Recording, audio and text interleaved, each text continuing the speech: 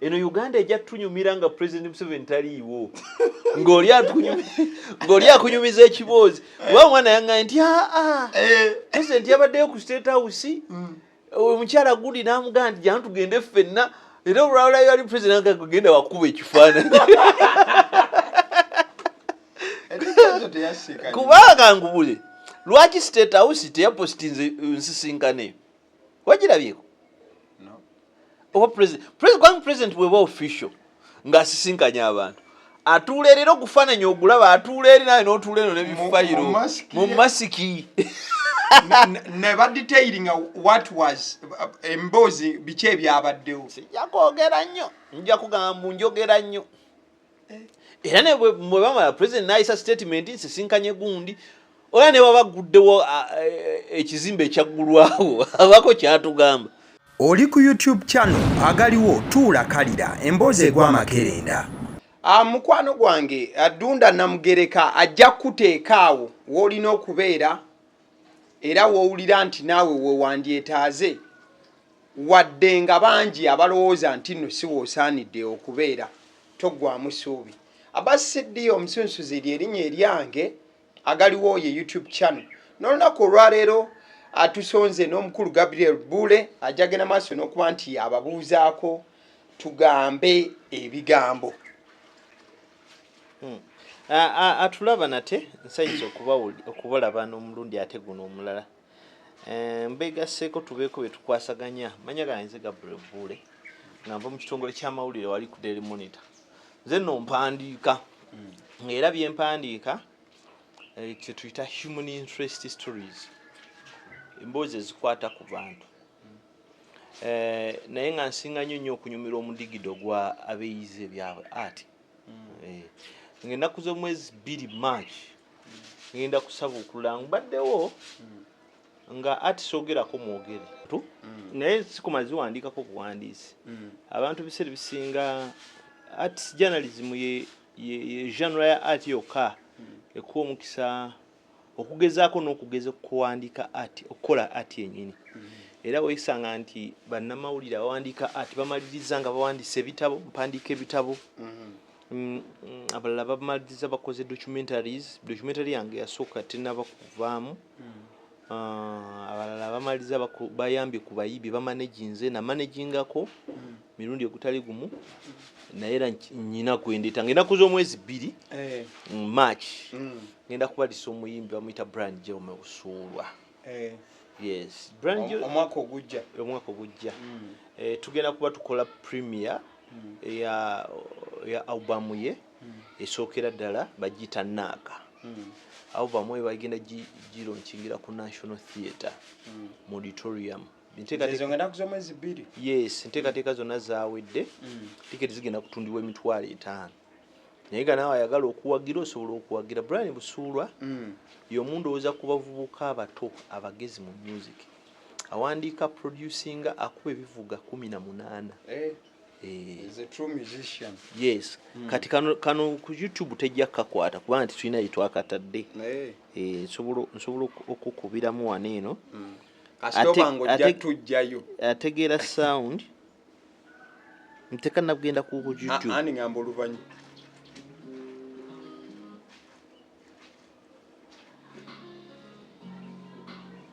Eri mno muzanyire eri. Sound ya very. Okawulidde. Ezo sekende ziweze ku. 15. Nti aba ategeera kye tuyita okuwandiika compositions n'okunyumisa emboozi. Kakati Brian akoze ennyimba evokinga emotions ezituzaayo ku ekyo kye twali n'obulamu bwe twawangaliramu. Kakati oluyimba olusooka olwa album song lwayita Naaka. It mirrors enkwana abantu gye baakwanangamu. Era enkwana abantu gye bakwiteekeddwa okukwana muva ku bino ebya kiyita mu lujja wasanze munnanga ani hawa Lukia n'omugamba Lukia kiggwa ddi ebintu ebyo ebigambo ebyo bikaawa.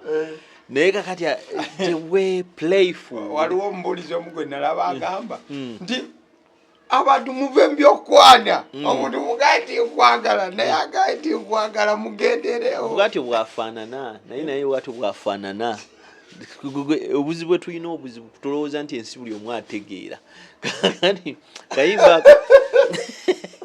kayimba ako Busulu atandika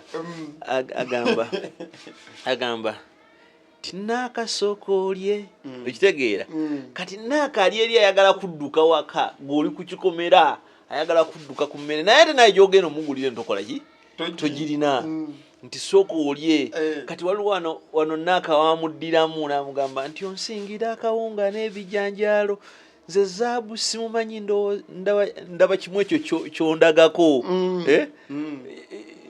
you wonderful guy mwana gwe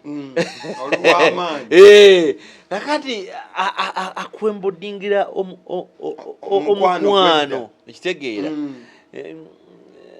ayina kayimba bakayita suubi kwekwakwaba mwemu atandika kamugirano akujjukiza eri wamala omuntu ayogiranga ekigambo takidda ayimba ekigambo takiddamu naye ng'anyumisa ti njagala etukole eddiiru nkutwale sijja kulumya yadde akatono akasembayo kweyagaliza nkubala nkwagala bitya Busulu linnya lya kkobe toŋŋaana tweddira gumu sikwagala bya kiyaye nkwagala bya truth tonvaamu ŋŋenda kwevulunga nkaabe teweenonooza toŋŋaana ekyo kikyamu kiriza olabe essanyu ku bulevu okitegeera nti atwala mu kutontoma tukuyita okutontoma okw'omugirano nawandiikako mu biseera ebikadde ng'owandiika empisa za Buganda abaffe ezisaanawo abaana ba Buganda abaffe mubadde ki ng'ebitontome biri ebyedda ebyabanga ne gundi bbiri n'otuuka ng'okubala ekibi ekitwennyamiza abasibe abakuŋŋaanye nti agenda abantu kye batalinategeera nti ali ajja kuwulira music n'agamba nti yo music tetumutegeera naye ate nga yomu yali ku TikTok atambuza Nabadda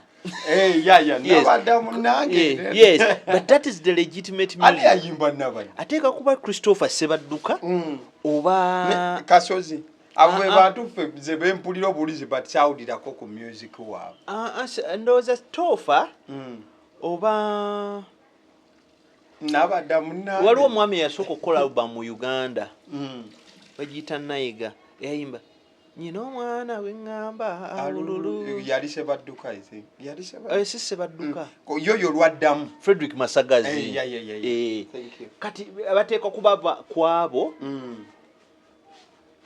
yakunoonya kuba sempeke bano mbuuze Nabadde onyina okumuwandiikako njagala muwandiikako it's a captivating thing but era ennyimba ezo nabo owulira ennyimba lwa Adija oyo mukyala mukuliko I'm sure it is going to trend on TikTok nnyo nze nasooka nakawula Christmas nga bbiri emabega bakatusindikiranga abantu mukuliko mwaka gwogwo kakati abantu abalisinga obutamanya nti zino ennyimba ziwa abantu ability to think, to create and to understand. Kikuleetera mulimu bwongo okubeera nti omwana yakoze story ya Nabadda yakubye akamotoka nga kalimu abazungu abazungu omuzungu nakuba akafaananyi akalala omuzungu ng'akubira Nabadda naye nga Nabadda alina omubina nti emmotoka neyeefuula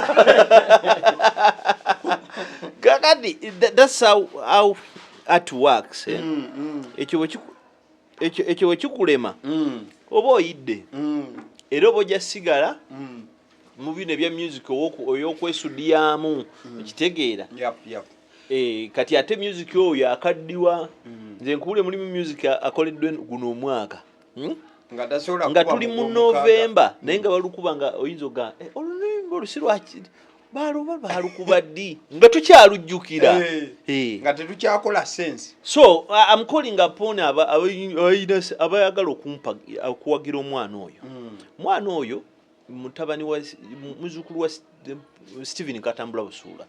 Stephen Katambula Busuula yali lecturer ku Makerere University. Era nga asomesa music ba contributing kinene nnyo. Stephen Katambula Busuula nga tannafa yamuyambako ne bazza Uganda National Anthem mu Luganda. Era omwana oyo yagikoze kweri. Ku album yagiteekako. Kweri ku YouTube. Uganda National Anthem mu Luganda. Ekitegeera. I need to listen to that. It's so beautiful. So beautiful. Teri ko copyright. Twagiteekako copyright ky'abantu. Yaggwanga. Era nja kunoonyako ekitiibwa Katikkiro kya Peter Mayiga. Nalabe nti mugenda kukyusa mugenda kuba mutumbula Oluganda Buganda emirimu gya Buganda ku Twitter. Ekyo kiteeso. Kikyali kiteeso tekinayisibwamu. Era sebo jo omwekitiibwa yangoberedde. Nakulabyawo. Yangoberedde ku Twitter. Nze omu ku batono nnyo abagobererwa Charles Peter Mayiga. Si kya bulijjo si munnyo. Ndi buli nyumba ogusangamu. Era abagenda bateekateekayo gundi eno.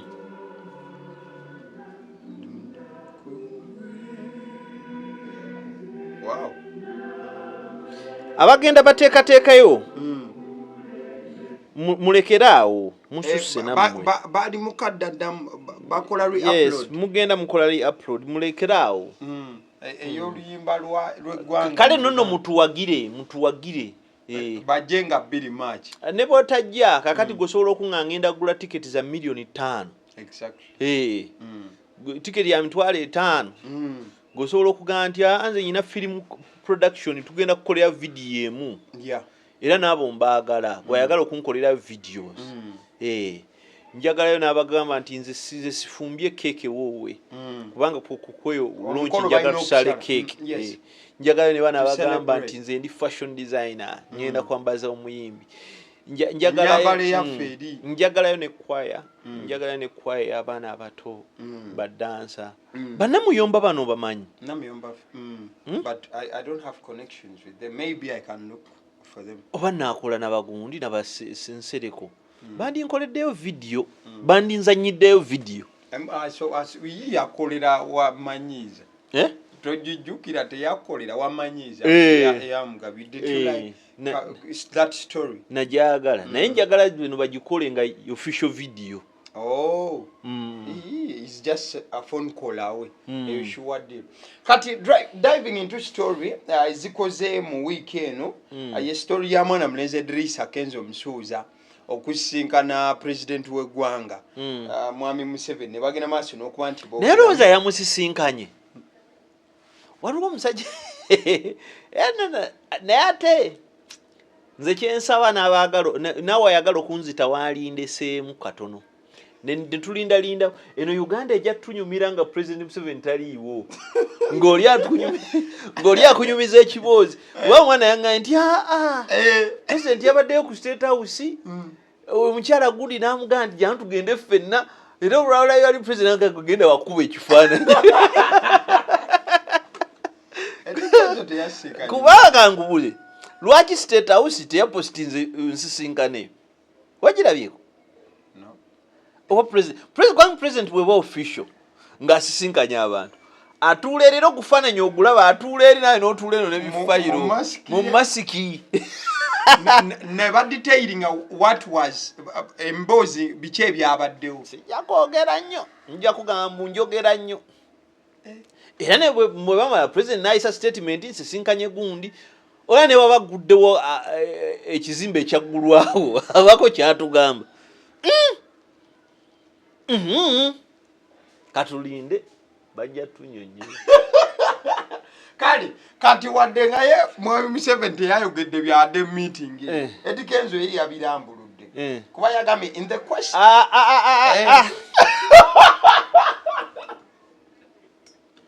bwawe biba bituufu nga yabyogedde yalimbye president bisome soma line ku line kati ontegudde sidda yagambye in the quest for streamlining our industry. It is already streamlined. President ekyo takimanyi. And lobbying for a well-functioning music industry. It is already functioning. The non-functional part about this industry is the bad music. Today I met Muzei, my Muzei. You see a tata way. It is Muzei.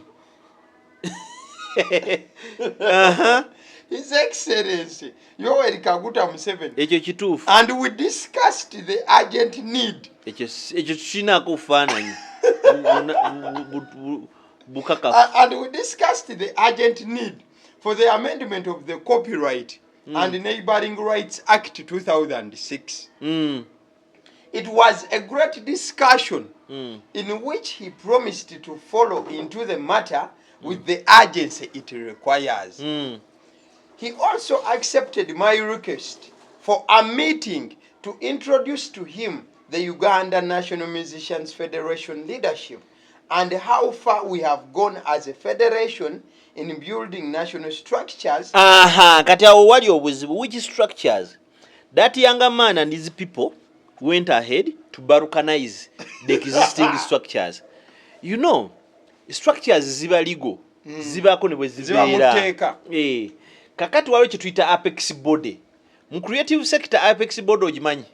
Uganda National Cultural Forum. Yeah, UNCF. Kakati Uganda National Cultural Forum. UNCF. Ekitegeera.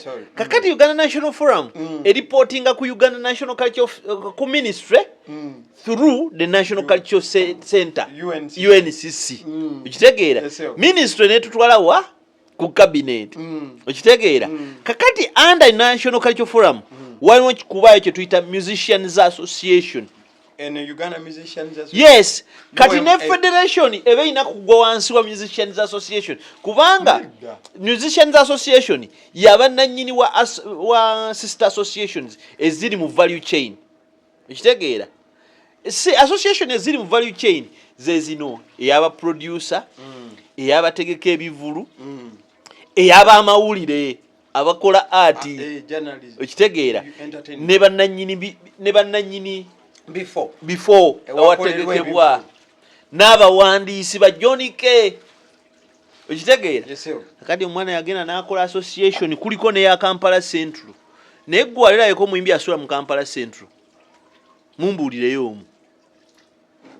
Abana abasula e Makindi tebali mu Central. Eyo Kampala Central. Makindi is not Kampala Central. Bino bintu birulagiko ojja kuswala. Kampala eri mu division 5 bino twabikwatanga mu nnyimba. Erimu Nakawa gattako Makindye Central wamu ne Kawempe. Noteekako Lubaga. Lubaga iweze 5. Okitegeera. Kakati Kampala Central yeyo bankugambe ntya Serena. National Theatre. Kololo. Awe babala Parliament. Kololo. Genda wali Nakasero. Mbuli omuyimbi asula.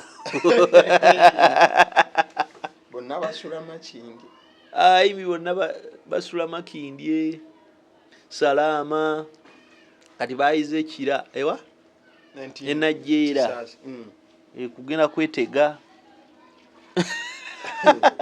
bana babendi tewaliwo omulamu kiri awo oyo naganyina association ina office ku Kuloko Tower abaana abo babi balina ebintu bye bakola nga bya kiyaye nkitegeera so kyekyo naye kati ekinyina okugamba omuntu nti sente ensonga ya Kenzo ne federation yagenda mu cabinet era bwegenda mu cabinet nesalawo ebilioni 18 mu obukadde 4 zisibwe nga zigenda mu bayimbi okubakwasizaako naye bulooka ye kyabatagamba bano nti ezo sente bazi pleading okuva ebbanga nno ddene kuliko ebintu bingi kati mulimu abayimbi aba affecting bwa covid si bayimbi bokka ba creatives katugeze kati olaba Uganda National Nakau Craft Village abatunda ebyo ebiwunde obuli ku national baba banja milioni 2 mu rent waliwo n'omuliro gwabasalako ate gwabasalako gwasala eri millioni ezo 2 ziri mu rent zaccumulatingibwa during covid ekitegeera ezyo government byeri mu kuvujjirirwa bintu bingi nnyo biri awo kati n'okuteeka mu sako eyabayimbi kati gwe nakugamba ekintu kimu omusajja Museveni mugezi is not a fool. President Museveni atunulira abantu n'akupima era kyovola nti singa yadde ayagala mmokya andirabye ekifaananyi n'ekibaasa naye yamuziza mu kabineti yamuziza mu system kyovola abamuyimbi yenna agenda okulya sente ezo azizanyiremu agenda kusibwa mu kkomera oba okusibwa mu byobufuzi ezo za gavumenti ezo ziri mu system ozirye omalo sirwale musimaamu zendasaze ndagenze mu people power Allah kiboko yandivuga tebajja kugamba nti bakikusibira ekyo bajja nakuwamu ennaku ab'omusolo bajja baganye wali sente wa false accountability government yawa sente nozirya ku banno nga biri tebabifuddeeko otuuka eri ogaye bannaye bakuganye kati nno tugenda kutta tukusonye naye ddamu n'osiruwala tereera kubanga bo kye baliko balowooza nti biliyoni bwe zijja bazikwate bezegabanye cabinet paper eriko ekintu ekyo cabinet whatever paper eriko erina okuyisa ekintu ekyo eri stayed tennaba kubeera approved bulungi naye nga kyayitamu eri kati lwansonga nti waaba parliament speaker yabagamba bakwatagane wuma ne federation ne general naye n'asindikala gali n'agamba abantu bano bakwatagane ne president yenna agamba mukwatagane kubanga emivuyo bagiryaweya naye abadde batuuleyo ku latitude ng'agezaako kukwatagana buzibu bwa sindi mugezi nnyo tabakkiriza kuzirya ngeri gye baagala nkitegeera anti kati yayagala bifo mutuufu kubanga bebabawa ebifo endya okuteesa kuba kwangwa abaanga buli kimu kigenda mu kubanga mu lobbying ya zino sente omanyi nti wuma teriimu mu pepa waka teriimu era bali kulipira booda gye batamanyi ekitegeera naye sente zijja kujja sente we zijja twategeerekeseeko nti sente zibadde basulira ku Sereni n'okubawo endongo ne meeting biliyoni 3 mu obukadde 4 omukyala ye wali walina zimuwoyo wa Sereni nannyini kifo babadde bagumbye kakati ate nawulidde nti kwaliko buloka naye ayagalayo biliyoni ezo abaffe ku 18 waba wasigadde omeka kakati ate kati obuzibu nti zino ziba zisigaddewo ne baba tebatuteeka ezo 5 zino association ideally muteeke tuufu mu nkola entuufu waliwo esente zirina okugenda kyenkanyi yes zigende mu wuma wuma egabira abayimbi baayo through their circle federation naye ekole through their circle ba promoter nabo their circle kati ate waliwo ne ba stakeholders abalala nga national cultural center naye efune kakati ezo sente bw'olayira omusajja okukwata check okukwata sente aganze sibamanyi nayiga ensolo yange azirye kati era kyovolaba ezo sente zigenda okuleeta okwawukana okwevuma okukola kutya ate nga kikwatandika dda so toyina nnyo suubiri osuubiramu naye nga zo at the end of the day my verdict is Kenzo is going to win ekitegeera and the industry is going to lose no industry issues bino bagamba musimaya tukolera tulalira bayimbi teri muyimbi gwe balwanirira gasiya buloolo oyina kyonyonyodde nti federation of which mbadde ekyo sikimanyi nti Uganda Musicians Association ate federation ya Kenzo eno UNMF eyina kuba anda akanti kunyonyola amango ojja kitegeera Uganda Journalists Association ye bosi wa usipa eyabe byemizanyo tino tukolayo federation y'abamawulire era bosi wayo abayuja ne wato kyagala kiwulira kyekyo ekituufu nze bulijjo amanyi nti federation yediriwo okufederating the associations ez'enjawulo naye bate federation te federating the bigger body that reports to that particular association. Chovola anti vote ku federation. Uma erina okuba ne vote nnene. Nate tekwatagana naye. Just ego y'abali. Ezo federation zigenda na vote. Association zizo nazino at the same line. Nti gwe omutegesi w'ebivulu tosobola kuba na vote yemu na uma ku federation. Stakeholder, the main stakeholder. Era bayinza okugamba nti obululu obulonda ku federation buli obululu katugeze 10. Naye ku bululu 10 obwo nti yadde nga tuliko abantu 10. Ebanga electoral college. Nti abantu 10. Nti an association erina akalulu ako. Yeyo gye bayita electoral college system nti akalulu k'essaza ly'e Ohio tekafaanagana na Florida. Buzito wa si kyenkanye. Ate kati baba bakikola na bulala. Bakikola ku size, ne bakikola ku musolo ogulondebwa ne population. Wantuli mu bya kisiru. Akalulu k'omuntu w'ekyenjojo kenkana katya n'akoowe Kampala okujjako kwesirwa. Sebo bantu anti equality. No. Ne ba custodian ba democracy bakitegeera. Ebizibu ebikosa omuntu w'e Kampala si bye bikosa omuntu w'e Mitoma, si bye bikosa omuntu w'e Buluuli, si bye bikosa omuntu w'e Nakaperiperiti. Yes. Muntu w'e Kampala ayina ssennyene mu gavumenti. Omusolo omuntu w'e Kampala gwa omuntu w'eyo weerakayi wakagula data omulundi gumu. Ow'e Kampala yaguze data aguliddwa abantu b'ekyalo balamba. Omusolo gugenda. So, kyekyo ekintu ekirina okukyusibwamu nti okutereeza eno gavumenti edikyuka ne bw'oligiwaani. Ne bw'ogiwa omuntu gwe mwagala ennyo naye emulemerera. Kiki ng'onootereza lino eggwanga. Oleeta kye bayita senate system ne federal. Through federal. Kitegeera. Okulonda ne kuba mu college system. Kitegeera. Yes. Sinema ya USA nti kati wano Uganda nyangu yakuyiiza. Olumu seffe tuli bagezi nnyo naye tusobola okugattako ku lino eggwanga. Nti mukeere ngambe nti Buganda erina abantu bameka milioni 10 tulinga mu milioni 18 kati nti abo banene. That is 60 or 70%. Nti contribution y'omusolo gwabwe eri ekya nti bweti nti Buganda region erina gavana waayo.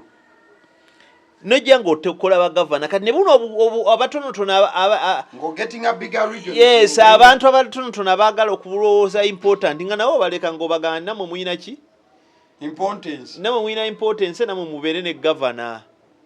Katugeze nenga tazitowa kyekimu no wa region ziri ennene. Katugeze nti abato babeere ne gavana naye gavana w'abatwa tazitowa kyekimu nga gavana wa Busoga. Nkitegeera. Tubeere ne gavumenti ng'erimu representation egattagatta obutundu obwo. Kitegeera. Kati abantu abo nga betutuula ne balonda ki ne basalirawo ebintu gavumenti byekola ki ekitegeera. Ne tulonda oba batugeze ba district representatives mu kuva ebyo ebitundu ne bagenda eri waggulu ne batuula ne batulondera betubala ne tugamba nti eno region ye tulondedde president. Aye tukikola na circular. Namugamba nti this time webe eno region nekigenda nga kyetooloola muko. Ne tugenda nga kyetooloola ne tugenda kiganga ebizibu tetubikuba omu. Ngono bwajja n'atusiruwalirawo nga tujja kulinda. Ngongadde bali go. Okitegeera. So byebyo. About copyright bongamba nti waliwo sente ezijja bilioni 18 n'ebiringa. Kiri nti olwo bilioni wezinajja n'olutalo luno lwonna lwe kuba badde nga bakulembeza copyright ya 26 mu kyonna ekibadde kitobwako. Ate copyright ya 26 ani gwe yali ekugidde okuwaabira oluyimba lwe babbye. Kuba bo bagamba yeetaaga ennongoosereza nnene nnyo kadde nnyo eri out to date. Boogera luzungu lungi, they are just being idle busy. You know, osobola okubeerawo ng'olina ku kyokola naye nga tolina kyokola. They are just busy but they are idle. Onfuna? So linga gamba nti eno kati kankubuuze bw'ogamba nti ebintu biri outdated nga kye basinga okutembeesa ya leero ye CRBT kye tuyita ring-back tones ne baogera ne ku kya private copy levy. Kankubuuze essaawa ya leero mirundi emeka ng'okubisa whatsapp calls si mingi ddala nnyo kakati omuntu wa whatsapp calls akadde akavuga akafuna ddi, which means it is not going to take a short period of time okubanga essimu tekyakubwa ya USSD eno direct phone biri mu kukyuka wane kityatusibye internet penetration. Internet bwene tuuka ng'etuuka buli wamu abantu bagenda kubeera nga bakuba ssimu ate kyekikubisa wano kusente zino ng'ate data gwe waguza asobola kati gwe yabeera ku tteeka lya coloring back oba oyidde kubanga investor aggregate ogwo omulimu aba agenda guvaamu okitegeera bw'otugamba private copy levy essaawa ya leero nti gwe nze nalaba ku floppy disk nengikozesa nako essaawa ya leero twazanyisanga buzanyise essaawa ya leero wowe omwana floppy agamba what is this fe twabuzanyisanga nga tujjamu akakuuma nze nalaba ku CD compact disk nendaba ku tape byonna tebikyaliwo ne VHS fe twabeerako ne deeke ne tekyaliwo okitegeera tetukyalina deeke essaawa ya leero twava ku CD ne tudde kugenda ku digital versatile disk DVD nene DVD kati tekyakola sense kati bintu bu flash bwe butambula. Things are changing kati tuli ku flash tuli ku memory card please you are heading to Blu-ray okitegeera tugenda kutuuka twatuse omulembe tulingwa cloud system amasimu kandaba eSIM is also buying kitandise kati kubakebera compatibility y'esimu ne ba so ekitegeeza copyright just yo yaleetebwango basike gundi kuyisaawo kintu ky'abasajja kye badde bayisa eyo n'abanyumya mbunyumya n'obutamanya bungi. Alright, webale mukwano gwange abadde agenda maaso n'okuba nti ogoberera omukulu gwe mbadde naye ye Gabriel Crispus Buule ng'agenda maaso n'okuba nti tema ensonga nga bw'ogenze maaso okuba nti oziwulira ensonga yaago ne mwagimaliriza ey'obusawo bwa seminti abaweereza mwebale nnyo abatuwa seminti nabagamba wano nti banaye waliwo omukyala eyankwatirako okufuuka kyende okufuuka munamawole amuyita Adija Nakitende mukyala oyo yafa naye yali atandise essomero era yali ayambako n'abaana tulowooza nti bwe tukuyambako ne tuzimba ekizimbe okugenda okubeera kwa tterekero y'ebitabo n'awekebejjezebwa ebya science laboratory tuba tukoze omulimu munene nnyo. Omukolo gye guli leero ndi mugonvugonvu sobodde genda ng'ate n'akaweza emitwalo egiwera ddala 5 era nagitaddeyo kati naye seminti tukyamwetaaga asobola okugula ensawo ya seminti ku 0700 391620 700 391620 amanya gange Gabriel Buule mukama akuwa omukisa. Kale amwebale nnyo mukwano gwange ababadde bagenze maaso okuba nti nno mutwekuumirako agaliwo ye YouTube channel liking a video. Thank you so much.